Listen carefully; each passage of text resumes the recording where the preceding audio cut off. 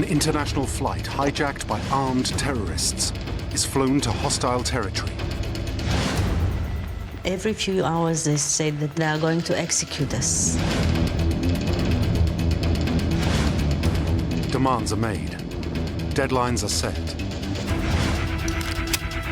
An elite special forces team known as the Unit moves into action. To kill someone is relatively simple. To rescue someone is much more complicated. As time is running out, a daring plan is launched from thousands of miles away. I think it'll stand as one of the most bold special force operations in modern history. Now on Black Ops, behind the scenes of one of the most daring rescue missions ever made. Operation Thunderbolt.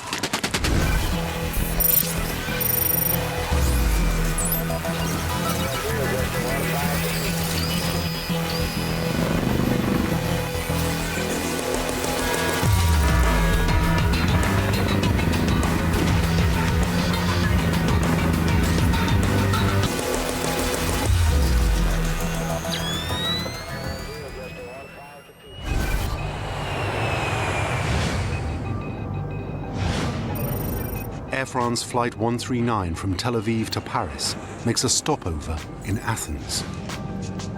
On board the airplane are 248 passengers and crew members. I was putting nail polish on my nails, and we were talking to the girl sitting in front of us.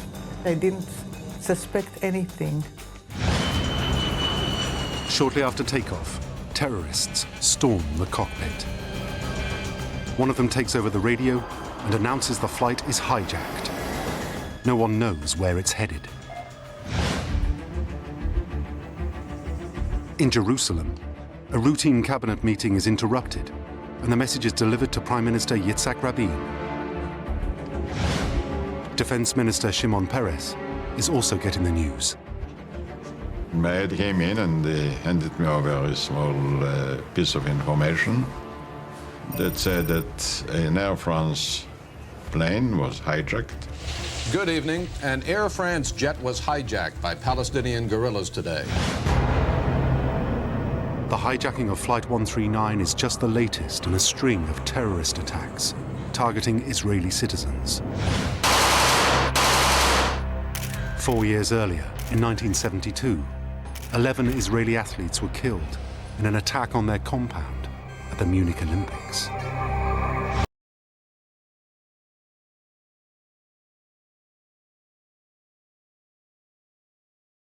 Passengers waiting for their luggage in Tel Aviv airport. And in 1974, terrorists sieged a high school in northern Israel, killing 22, most of them young students. Immediately after the hijacking, Israeli special forces are put on high alert. The authorities are expecting the plane to arrive in Tel Aviv. But the hijackers have a different plan. One of them is a trained pilot. He instructs the captain to divert the flight to Libya. He knew exactly how to fly an airplane, and he had the maps that he needed, and he followed our pilot to see that he's taking him wherever he wants to go.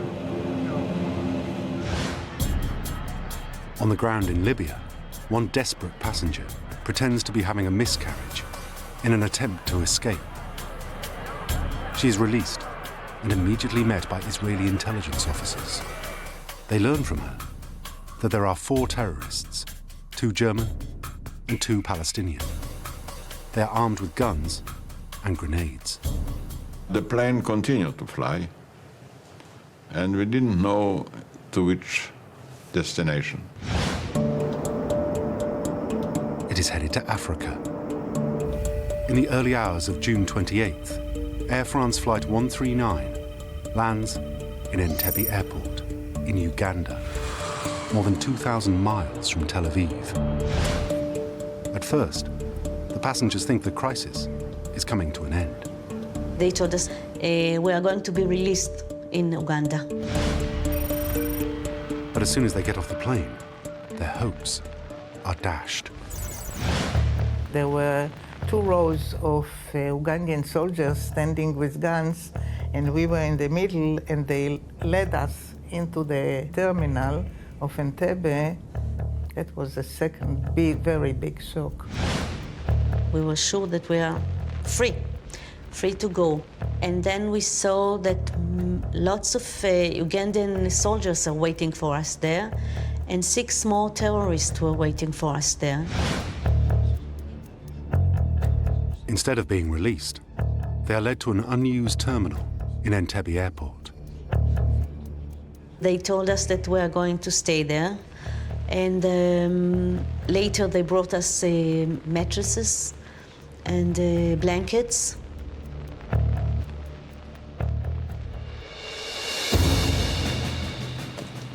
Soon they receive a visit from Uganda's unpredictable and ruthless ruler, Idi Amin. He offers his services as a mediator in the crisis. Negotiations between the hijackers and Ugandan officials, led by President Idi Amin, were at a stalemate, but the hijackers did allow the plane's 256 passengers to wait in the airport lounge. In Jerusalem, the cabinet ministers are wondering if Amin can be trusted. We didn't know yet. Is it in coordination with the Uganda people? Was it prearranged? We didn't have the slightest idea. The hijackers still haven't issued any demands. The passengers, unsure of their fate, spend a nervous night in Entebbe airport. In the morning, the terrorists make an announcement. They are going to separate part of us to the other room, and it will be more comfort for all of us. It sounds regional. They started to call us by names. After the first few names, we understood that they are calling the Israeli people and the Jewish people. It was a very frightening moment. For many passengers, the process of a selection between Jews and non-Jews bears echoes of the Holocaust. It's such a despair, it's such a feeling of, that's it, the end, because you can't do anything. And we knew that they are going to release all the others. They separated between Jews and non-Jews.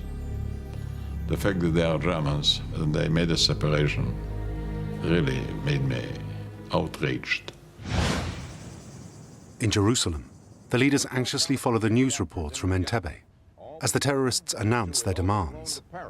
But the hijackers threatened to kill the more than 200 remaining hostages, including 7 Americans, unless Israel and 4 other countries release 53 pro-Palestinian prisoners.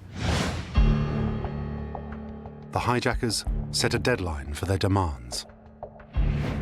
The terrorists send us a message that if they are not going to get an answer in the next 12 hours or 10 hours, they'll start to execute passengers one by one on an hourly basis.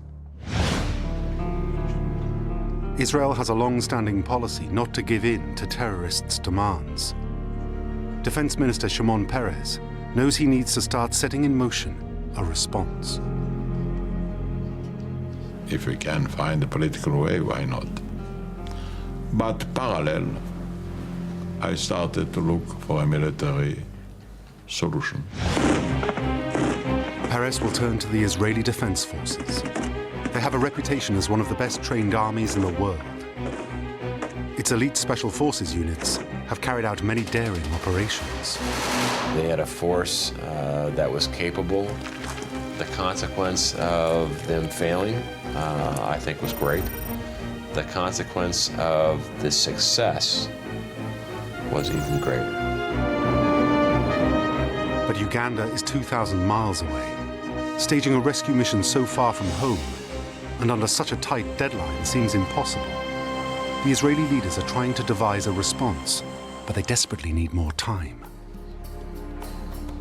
I thought we have a chance with a little bit of daring, or much daring, and decisiveness, and surprise, and ingenuity to do the job. Any operation would be extremely risky. This was a push for an emerging country. It happened at a period of time where you had an emerging nation whose destiny was uncertain. The intelligence available is minimal. They don't know how many terrorists are involved, or if they have the backing of the Ugandan army. They could be facing thousands in hostile and unfamiliar territory. But Defense Minister Perez is pushing for a plan. The first I called in was the commander of the Air Force, who I like very much. I called in the other young commanders. They says, look, we have to look at the map. We have to check where are the radar stations. How can we land? Joshua Shani, one of Israel's top pilots, gets an urgent phone call. It's very unusual to get a direct call from the commander of the Air Force. And what he wanted to know is very basic information about the range, about the payload that we can take, about the fuel needed, about the route that it's possible or not to do. I gave him one by one everything he needed to know, and then he said, come back to the headquarters, we'll start planning. The planners need to know how big a threat the Ugandan army is. They turn to Muki Betsa, a commander with Israeli special forces, who knows the African forces well. I was sent to train the paratroopers unit for 2 years. They asked me, Muki, what do you know about the Ugandan army? I said, listen, the Ugandan army is not exactly a well-trained army. Not like the IDF in any case. The planning group considers several options. One involves dropping boats and a parachute force into Lake Victoria by Entebbe. We've tested parachuting into Lake Victoria, but we didn't have any experience with such things. Our Navy SEALs tried it, and the boats exploded. Technically, we did not do well in the exercise. That one boat was blown up, and it was kind of, and the second round was better, but say 50% is not good enough for an operation like this. The Prime Minister sends them back to work. And he did not approve that operation. He thought it will be very risky, and it was not a wise plan. Some of the military people were very disappointed that that plan was not approved, and he stated, I want another plan as soon as possible, and he set specific guidelines to the plan. The risks of a failed operation start to sink in. I thought if it will fail, it will be a boost to all terrorists. It will be a shame for Israel. It will make our army look as a second-rate army. Meanwhile, the government is under enormous pressure from the families of the hostages to give in to the terrorists' demands. The Prime Minister saw a representative group and revealed that the government had decided to negotiate with the hijackers to secure the release of all of the hostages and was ready to release some terrorists held in Israeli jails in return.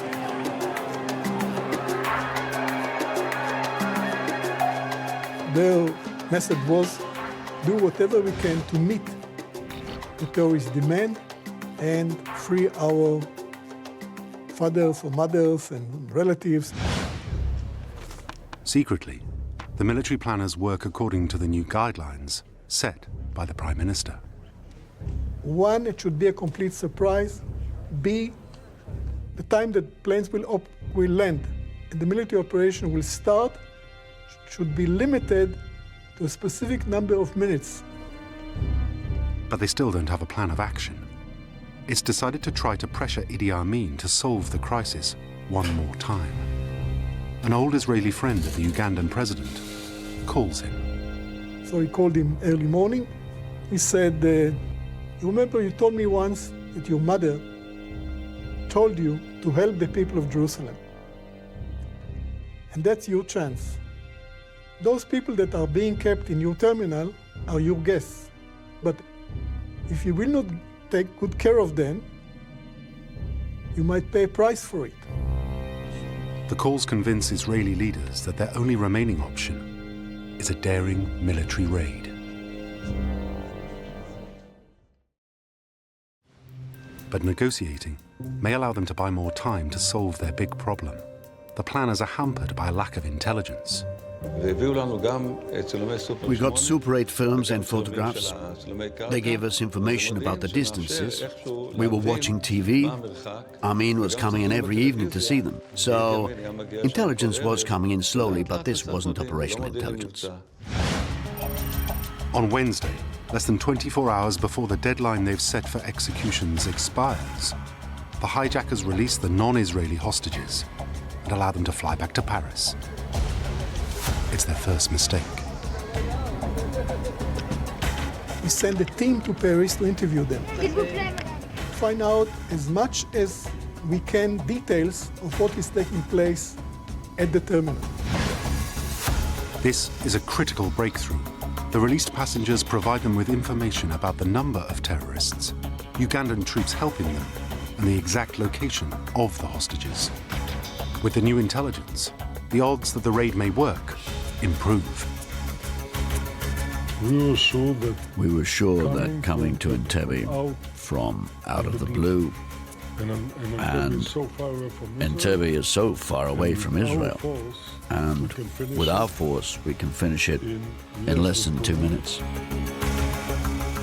Trying to gain that upper hand, attack the enemy on your terms, and trying to achieve that element of surprise, and that was probably the greatest thing they had going for them. Then another piece of encouraging news arrives.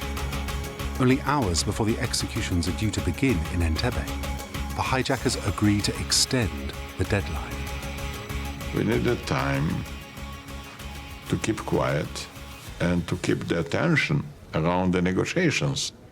If the slightest rumor or indication will leak that we have a military intention, we lost it.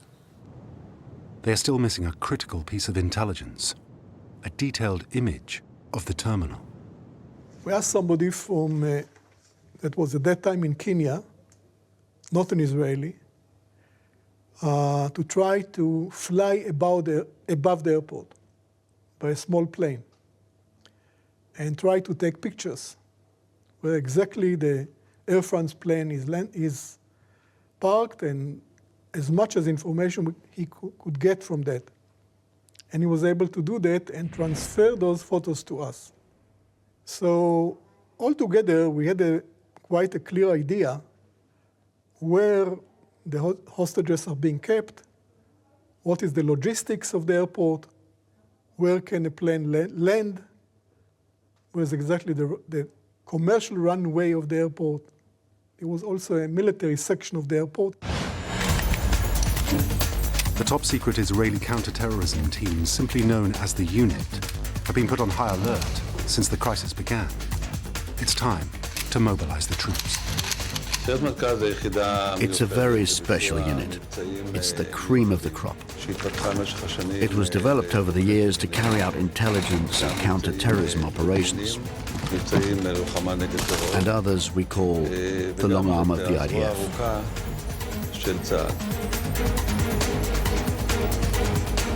The unit has built its mystique by carrying out the most daring missions, operating behind enemy lines and rescuing hostages. It has this significant reputation because it took part in many special operations. Like other Black Ops units around the world, the unit's operators have to go through a grueling selection camp to join. The few who pass it are invited to join the team. The first and foremost attribute or feature is determination.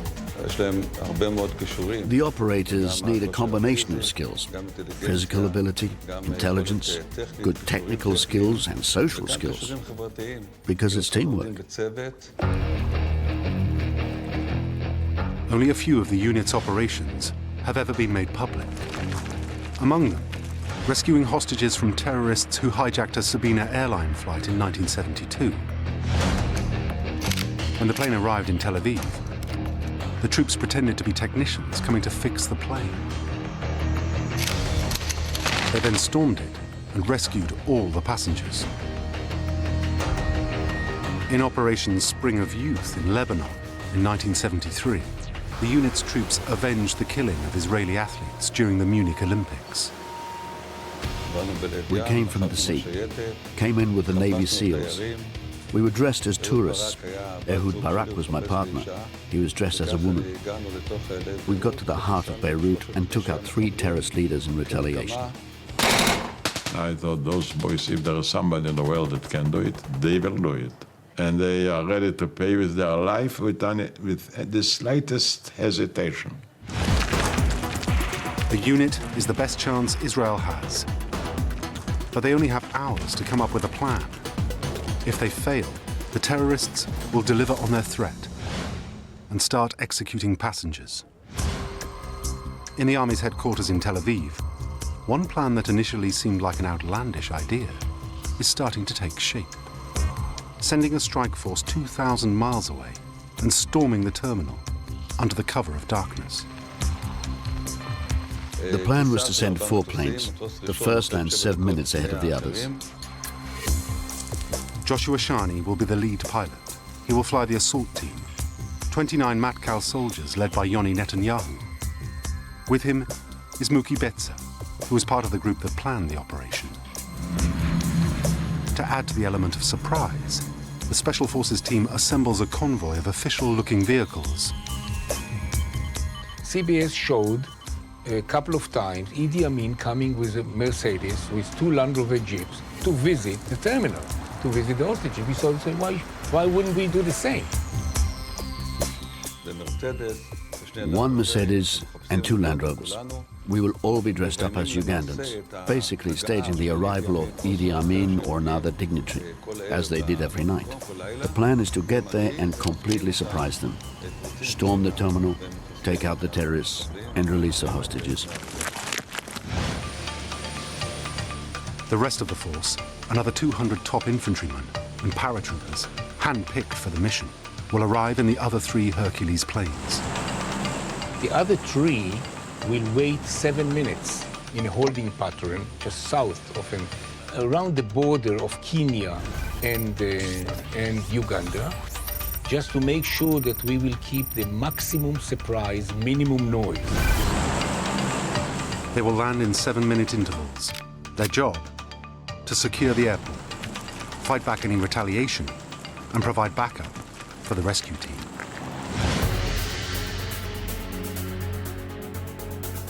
The unit's senior operators are assembled. Amir Offer is at home, just days before finishing his mandatory service with the unit. It was a very frightening phone call, I must admit. I was told, come immediately to your base. All of us were very worried. It was a very dangerous operation. Practice begins.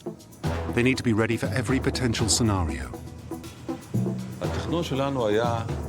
Our planning seemed perfect, with a high probability that throughout the journey, the landing, and the raid on the terminal, we will be able to maintain the surprise element.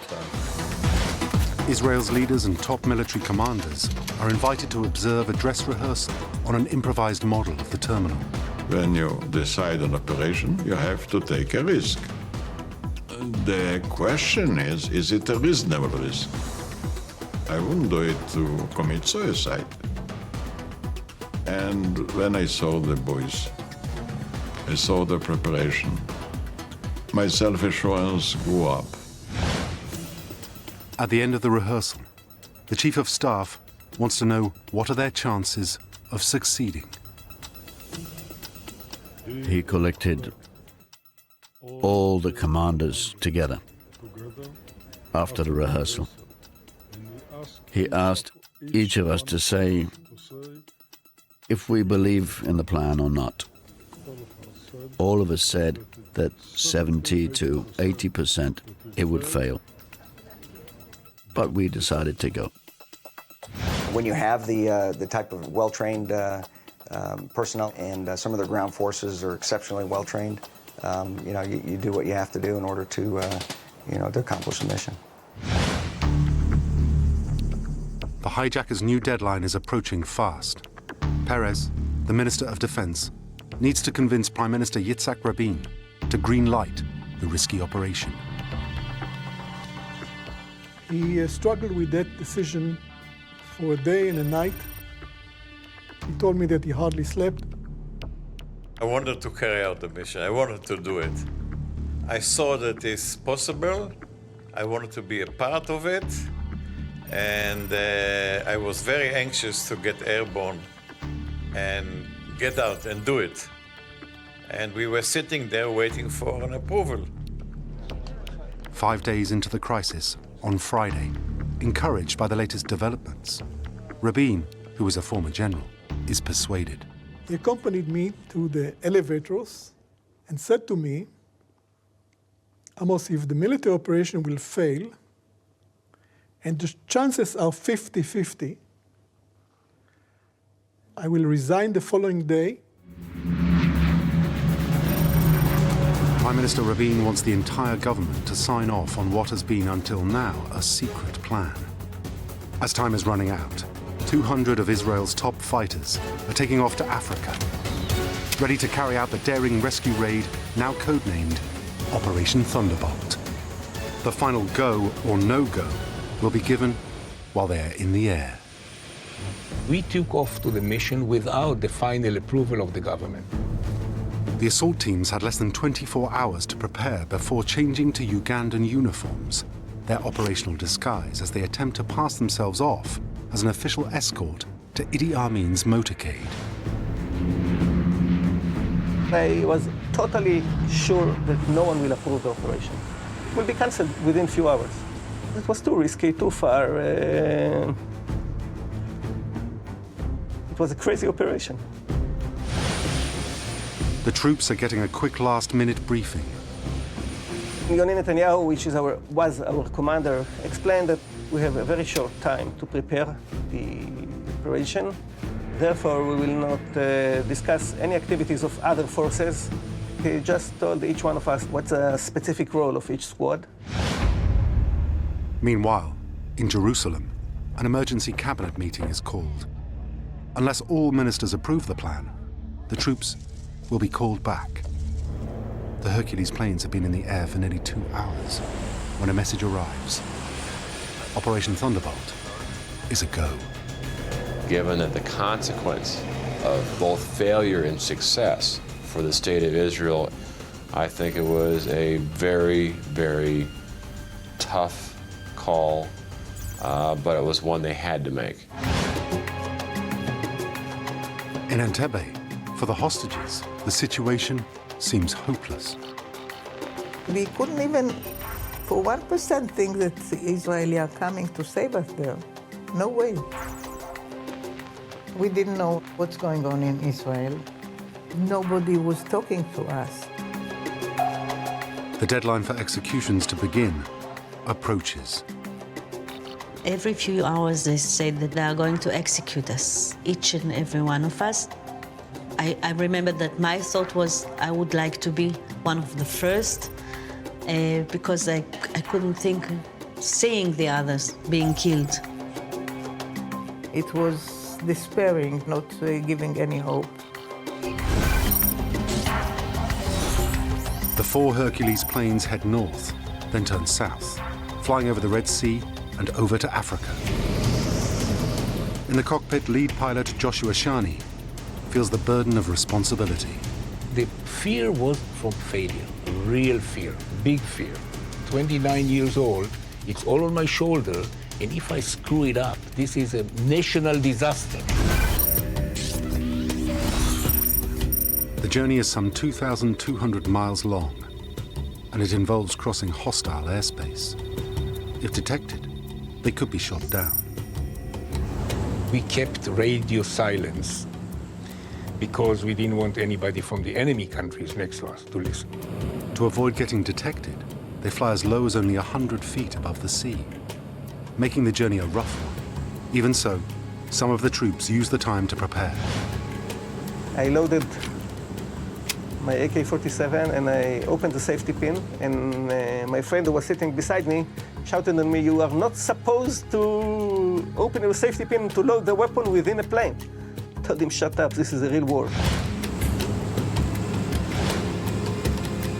Others, like Martin Velani, the operation's deputy commander, and Yoni Netanyahu, the unit's commander, managed to catch a few minutes of sleep. Both of us occupied this bed. with full gear and weapons. We tried to sleep. It's a long flight. I found very difficult to understand how a guy that's going to storm and his chances to get killed are 50% can sleep like a baby. And he did sleep like a baby. Just as they get to the border of Kenya and Uganda, the pilots break formation and separate. Shani, carrying the attack force, continues directly towards Entebbe, while the others reach the airport from another direction. The aim is to time their arrival to maximize the potential surprise. Very dangerous, you know, flying into an airfield that enemy forces are controlling with aircraft that are essentially unarmed. You know, they didn't have cover, didn't have gunships covering them to be able to come in, land. When we had to pick up the time of landing, we knew it should be the middle of the night sometime. As the plane approaches Entebbe Airport, the control tower, anticipating another arriving flight, asks the plane to identify itself. Shani's answer could seal the fate of the mission. In broken English, they start asking questions. And our captain, he gave the right answer. Shani manages to pass as another incoming flight without raising suspicion, and his plane lands at 11:01 p.m. Uganda time, right on schedule. The rest of the force, 200 troops, should arrive within the next 15 minutes. When I was at approximately 1,500, 1,000 feet over the lake, I saw the lights of the runway very clear. And all of a sudden, I was relieved. The flight was behind me. I was in the formation. I was exactly on time. The runway is in front of me. Piece of cake. And then, when I was at 300 feet, approximately 300 feet, all of a sudden, the lights went off. Complete darkness. My first officer unbuckled his harness, stood up, peered through the windows, looking for any clue. Where is the runway? But until then, the Matcal operators are on their own. Of the intelligence that we got was that there are between 200 and 1,000 soldiers in this specific airbase. And we were supposed to be alone for about 7 to 10 minutes. When you think that you are 29 against, let's say, 1,000 and about 8 to 15 terrorists, it's a crazy operation. Everything goes according to the plan. I taxied all the way almost to the old terminal, where the hostages were held. While the plane is still taxiing, the assault force gets into the official-looking vehicles to pose as Amin's motorcade. The next moments are critical. They have to get right up to the terminal without being detected. We jumped out with the Mercedes. The air was fresh right after the rain. We are driving slowly, adjusting our speed to our surroundings.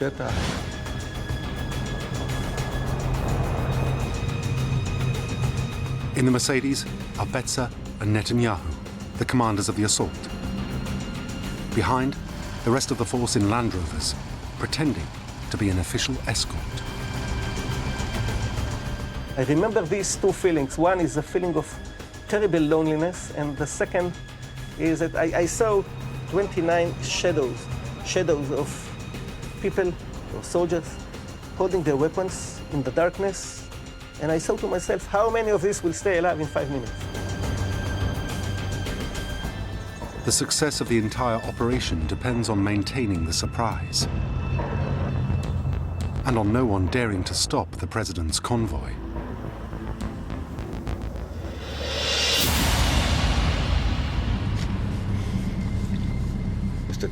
We look straight ahead, and we see 2 Ugandan soldiers standing there, a little bored.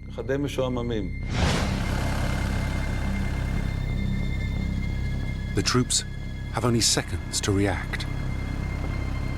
The guy yells, "Advance!" I tell Yoni, forget it, it's routine. but he hesitates for a second and then says, "Take them out."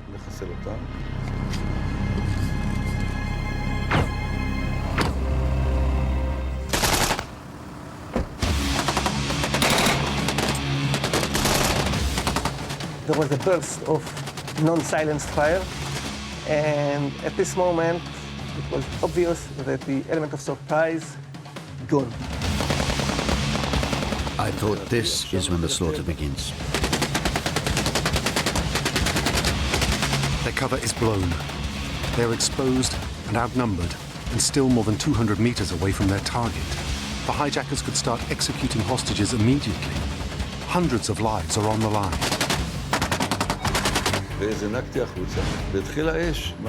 We jumped off and started running. And as we are running, a Ugandan soldier opens fire right above us.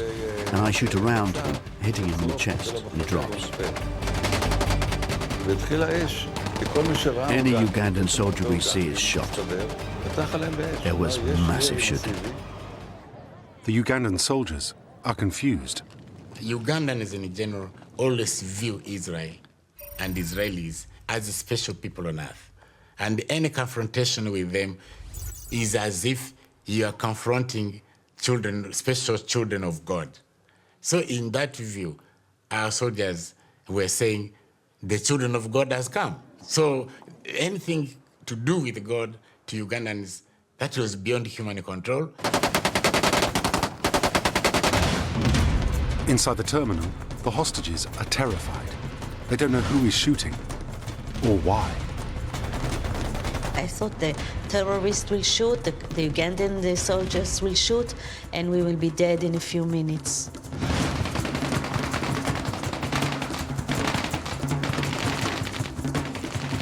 They were shooting, terrible shooting all around. Noises, shouting, lights, everything. We were sure that that's the end. It comes now. Everything now depends on how quickly the assault force can get to the hostages. It was critical to enter as fast as possible. Amir Offer is the first inside the terminal. I couldn't see my commander, and I was sure that he already ran and he disappeared in the darkness, and I must run as fast as I can in order to catch up with him and to cover his back. He is on his own, with no cover. Someone was shooting in the terminal about 5 meters inside it, and he was holding an AK-47, and he was shooting at me directly. You know, I could see his hands like this because he was shooting a huge burst of fire. His Special Forces training kicks into action. The bullets were one here and one there, and I simply didn't care. I just shot him accurately 3 or 4 bullets, and, you know, tuck, tuck, tuck, and that's it. The rest of the team catch up. As they move through the terminal, they see 2 men dressed as civilians. They don't realize they are terrorists until one soldier notices a spark. They shouted, "They have a grenade," and they shoot them. And the assault team is now together. They continue to sweep the terminal. there were 2 other terrorists. They turned their rifle to shoot me in the back.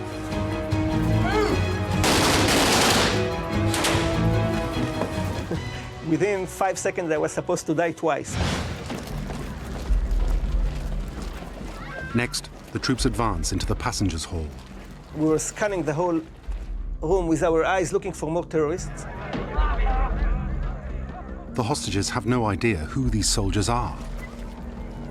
It was very frightening moments. It looks like hours. And we didn't understand what is going on. In my left hand, I pulled the loudspeaker. My right hand was still on the trigger. And I said, "Everybody lie down." They were totally sure that they are now going to be executed. In the confusion, one hostage, Jean-Jacques Maimoni, excited to be rescued, leaps to his feet. He jumped against my explicit instruction to lie down, and he was mistakenly considered to be a terrorist who is jumping in order to run and activate a bomb or whatever, and he was shot. I shouted to him not to move, but he didn't hear me. There was already too much noise from the shooting. Then I wanted to pull him with his foot, but there was too many bullets around. He jumped to say, "Wonderful for saving me." Maimoni is one of the 3 hostages killed in the crossfire. The hostages start to realize what is happening. They started to raise a little bit their heads and just, to look from the bottom, from the floor, to look up. And suddenly they identified, or they understood that they're not going to be killed, that someone came to rescue them. And it's an amazing moment. It's like if there was an angel coming out of the sky. It was such a surprise. By now, the rest of the Israeli force has landed and is battling the Ugandan army outside. The Hercules pilots are waiting in the dark. They were shooting all over the place, tracers, and I couldn't tell if they are aiming to us or not. One bullet at the right place, the airplane is grounded. You cannot take off. Inside the terminal, the assault force needs to report to the unit's commander that the team has eliminated the hijackers' threat. I call Yoni on the radio and I say, "Mission completed." "Yoni," I say, "completed," just like in the rehearsal. Nothing. The unit's communications officer picks up. He's yelling, "Yoni is hurt, Yoni is hurt." Yoni Netanyahu, Matkal's commander, has been critically injured. There's no time to digest the news. They're still not out of danger. The soldiers told us to go out, to follow the lights outside to the Hercules, and we started to run. They only have minutes before the Ugandan army regroups. Amin's reaction was furious. He regretted that he had been duped by Colonel Balev, that they were negotiating with a view to peaceful exchanges. Yet the Israelis had been having double planning. That kind of thing, to my view, annoyed him more. The hostages and the troops are still at least 8 hours away from home in a hostile country. My issue was at that time to make sure that we can get the hell out of there. The evacuation must begin. We had to count the soldiers a million times just to make sure we are not leaving anyone behind. It was so critical. And when we felt everybody that was ready took off. But not everyone is on the plane. Ilan Hartou's elderly mother was taken to a Ugandan hospital the night before. I said I had a mother who was in hospital 30 miles away, of course, 30 kilometers away. Of course, I knew they couldn't get there. There was no time for them to go and save her. But I told them to try to speak with whoever they can. And the people in the plane told me that Africans usually are very respectful to old women. The Israeli force needs to make sure they can't be pursued by the Ugandan army. A demolition team moves in to destroy the entire fleet of MiG fighter planes.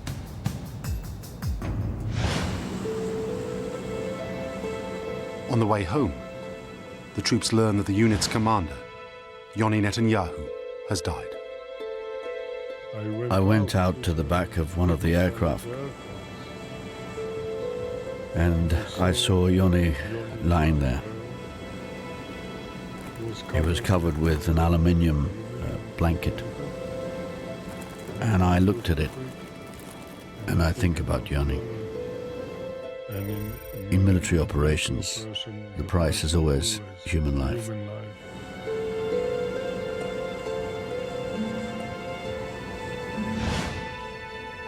"2,000 miles away, the government in Jerusalem is waiting for an update. I was at my office. It was, I think, 12 o'clock at night. That was the first time that the silence was broken. And we got a code which says that one of our commanders fall. Somehow, my heart told me it's Yoni, whom I loved very much. While the Hercules planes are still in the air, news of the secret has leaked out.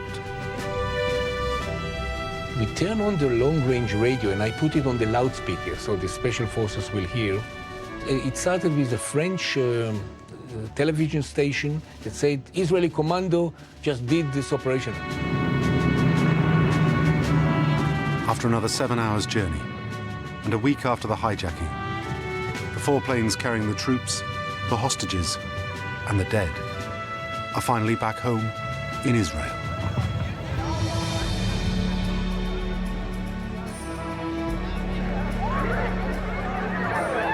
Everybody, all our friends, all of them were there. It was unbelievable. I thought that the whole country is waiting for us in the airport. Lots and lots and lots of people. The pilots can finally relax. When you have this kind of responsibility, you function. Adrenaline is so high, you just function and you don't know how. I totally collapsed when I got home.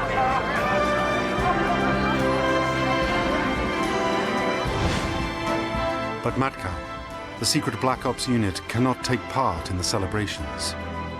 For many years to come, its missions and the operators who carried them out will remain in the shadows.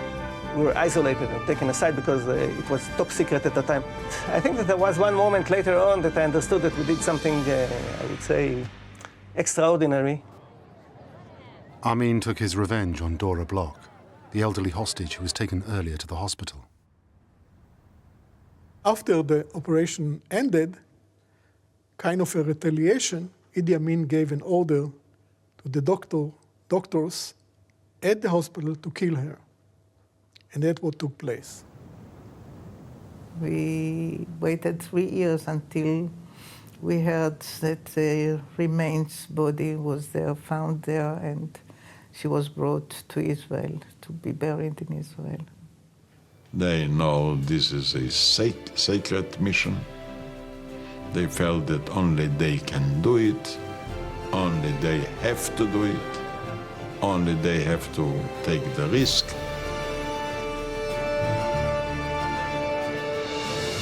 It was not God that worked overtime. It was just we did a good job like we were expected to do. The daring raid and the courage of the troops who carried it out would be studied by forces all around the world and serve as a model for what special ops teams could achieve. The Israelis' overwhelming retaliation to the hijackers is an early international victory in the war on terrorism.